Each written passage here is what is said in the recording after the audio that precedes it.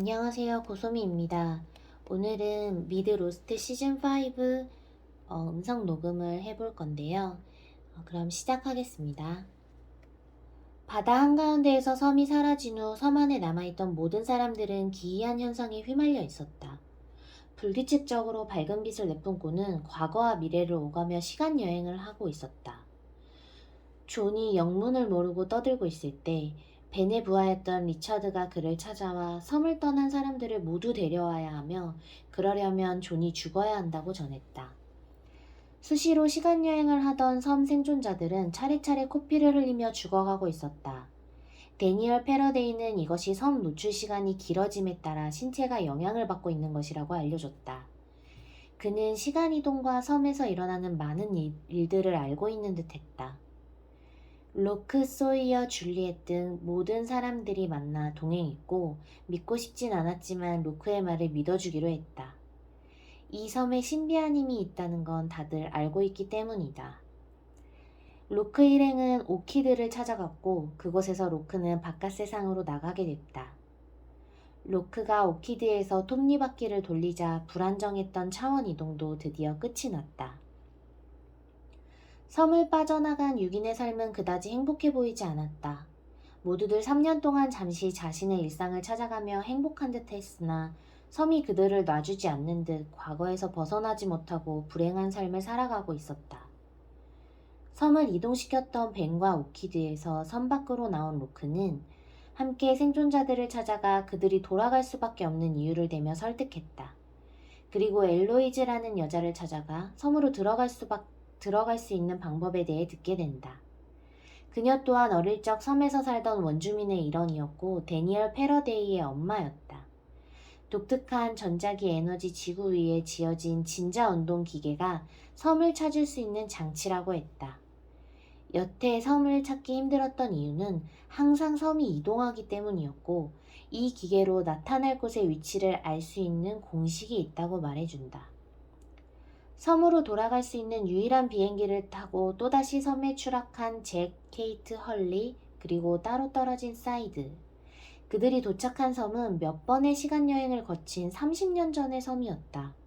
30년 전 섬은 달마 기업이 활발하게 활동하고 있던 시기였는데 섬에 남아있던 소이어 일행은 달마 이니셔티브의 직원으로 3년간 일하고 있던 중이었다.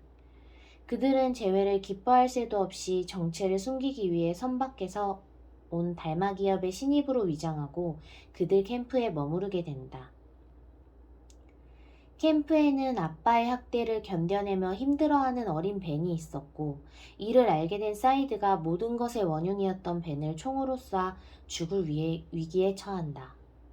생존자들에겐 극악무도한 벤이지만 아직 아무것도 모르는 순수한 아이를 죽게 둘 수 없었던 케이트와 소이어는 달마 기업의 적인 원주민들에게 벤을 보내준다. 리처드는 벤을 살릴 순 있지만 다시는 순수한 당신들의 아이로 돌아갈 수 없다고 경고하며 그를 데려간다.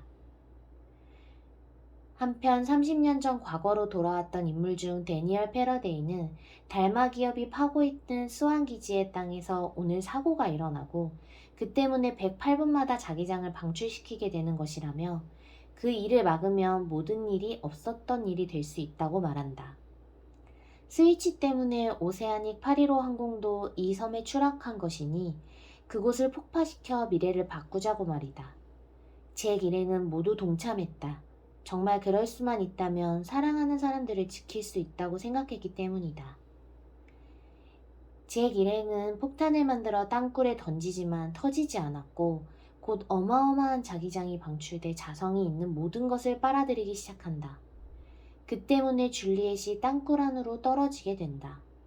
자신이 살아남을 가능성이 없다는 걸 안 줄리엣은 죽어가는 와중에 돌멩이로 폭탄을 내리쳐 폭파시키고 자신을 희생한다. 한편 섬에 다시 돌아온 인물들 중 30년 전 섬이 아니라 현재의 섬에 도착한 사람들도 존재했다. 로크, 벤, 선 등등.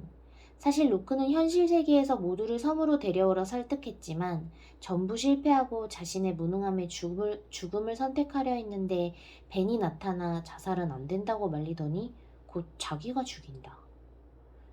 그리곤 시체로 그리곤 시체로 관에 실려 비행기를 타게 됐고 현재 시점에서 추락하였지만 다시 살아났다.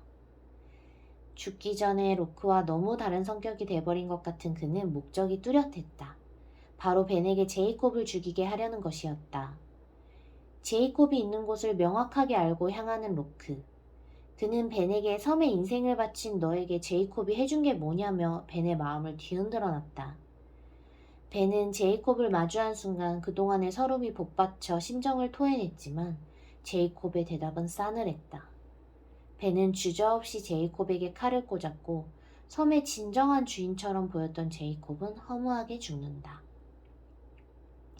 감상평.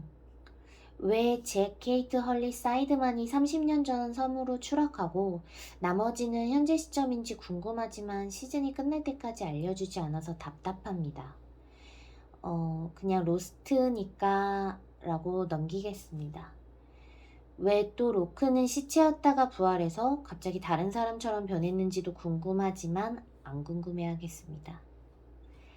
그저 줄리엣이 너무 안타까웠습니다. 누구보다도 이 섬에서 나가고 싶어한 사람이었는데 벤, 로크, 소이어 때문에 기회를 몇 번이나 놓치는지 모르겠어요. 30년 전으로 돌아가 3년 동안 소이와 사랑하는 사이로 발전했지만 케이트가 돌아오자마자 그녀를 바라보는 소이어의 눈빛에 상처받았거든요.